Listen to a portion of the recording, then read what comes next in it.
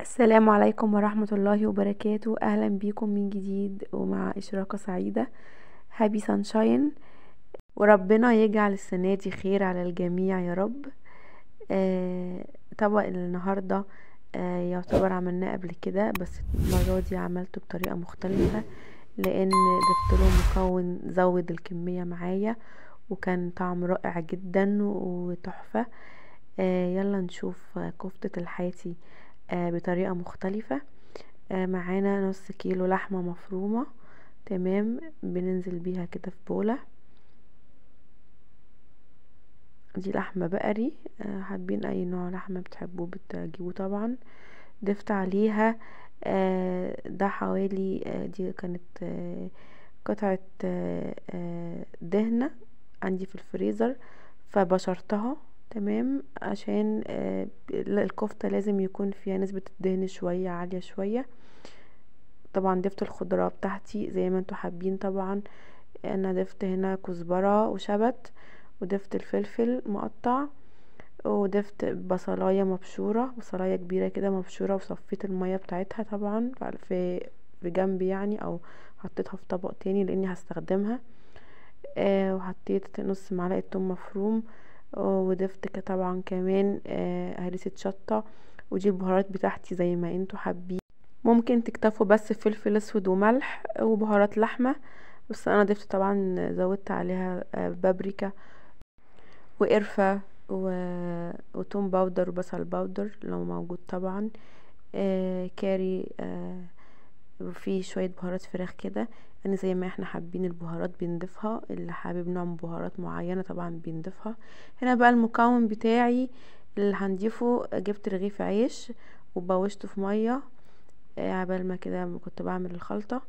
دي الخلطة بتاعت البصل، مية البصل بتاعتي ضفت عليها معلقتين صلصة، وجبت معلقتين صلصة برضو ضفتهم تاني على الخلطة، على خلطة اللحمة بتاعتنا. وضفت عليها العيش بعد ما باش خالص، صفيته من المية في مصفى طبعا، ورحت ضيفاه كده عليها. تمام. هنا بتزودي الكمية شوية، وفي نفس الوقت مش هيعمل معاكي اي فرق في الطعم خالص، وهيديكي نتيجة حلوة قوي. تمام. طبعا الصلصة اللي انا ضفتها دي كانت صلصة كنت عاملاها عادي، صلصة حمراء. ضفت منها معلقتين برضو عليها، تديكي نكهة وطعم حلو قوي. طبعا دي بقى مية البصل بتاعتنا دي كنت ضفت عليها معلقة صلصة برضو. اوكي، وبدهن بيها ايدي كده وانا بصبع الكفتة. عندك اي حاجة، معلقة او اي سيخ او اي حاجة لها، انا جبت المقوار يعني بتاع المحشي، بعمل بيه كده الكفتة. تمام. مهم قوي لما نيجي نعملها لازم نعملها على حاجة زي سيخ كده، علشان تبقى من جوه مفرغة، بحيث انها تقدر تستوي بسرعة. تمام، متبقاش من جوه يعني نية وكده. تمام. هنجيب طبعا بقى الصينية بتاعتنا، وهصبع الكمية بتاعتنا كده. تمام. وزي ما انتم شايفين كده في الصينية، وهضيفها هسيبها كده في الصينية. شايفين طريقة سهلة جدا. طبعا هنا كده دخلتها في التلاجة لمدة 10 دقايق او نص ساعة زي ما انتوا حابين يعني.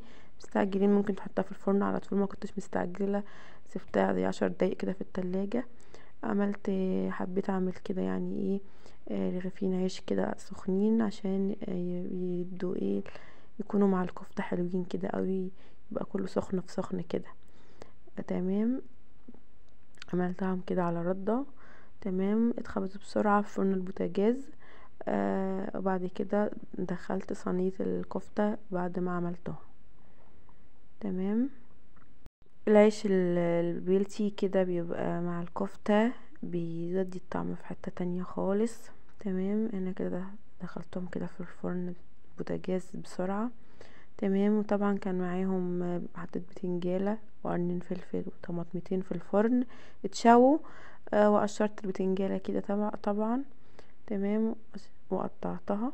طبعا انا كده دخلت صينية الكفتة في الفرن. تمام. وبقطع بقى ايه البتنجال بالطريقة دي كده. تمام. والفلفل والطماطم بقطعهم برضو كده بنفس الطريقة. تمام، بس طلع منه بس البذر اللي فيه واقطعهم. تمام، وهقلبهم بقى على بعض كده، بيدوا يعني اكله حلوه قوي. لوصفه البابا غنوج بتخليها حلوه قوي. تمام كده، بالسكينه كده تك كده على طول عليهم بالسكينه كده، خليهم ايه يخليهم كده يدخلوا في بعض كده.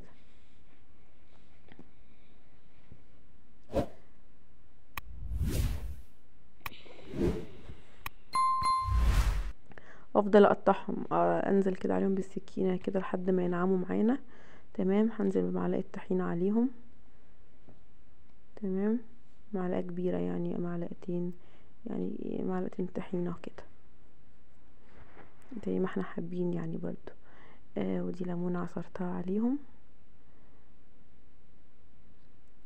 دي سلطه البابا غنوج. ضفت عليها في ما بيضافش فلفل. فكرة الفلفل والطماطمايه دي جديدة، حبيت اعملها كده وكانت حلوة قوي، كنت اول مرة اعملها. تمام، طبعا حطيت توم عليهم وهرسة شطة برضو. تمام، وقلبتهم تقليبة كده. اقول لكم الفلفل والطماطم عملوا فرق طعم فيها ومختلف تماما عن التقليدية. انا ما كنت بعملها من غير الفلفل والطماطم، ما كنتش بعملهم. لما عملتهم اول مرة كده كانت حلوة قوي يعني. وضفت عليهم بعد كده شوية كزبرة، وطبعا حطيت ملح وكمون. تمام،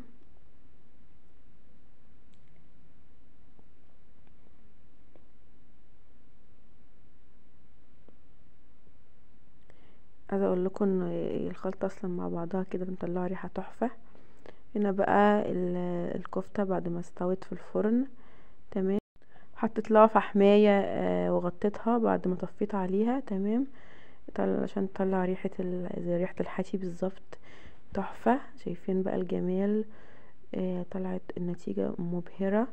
تمام، والرغيف العيش اللي ضفته ولا فرق خالص. بس او ممكن نضاف الكمية شوية. تمام، اضافة بسيطة يعني. طبعا عملت معاه طبعا سلطة الطحينة وحاجة وخيار وطماطم، وسلطة البابا غنوج زي ما عملناها. تحفة تحفة بجد، الريحة تحفة وسخنة كده مع العيش اللي عملناه. تمام، هنجيب كده طبعا رغيف العيش ونحط فيهم صباعين الكفتة. في النهاية يا رب الفيديو يكون عجبكم. يا ريت ما ننساش نعمل لايك وشير وكومنت، ومع ألف سلامة ليكم.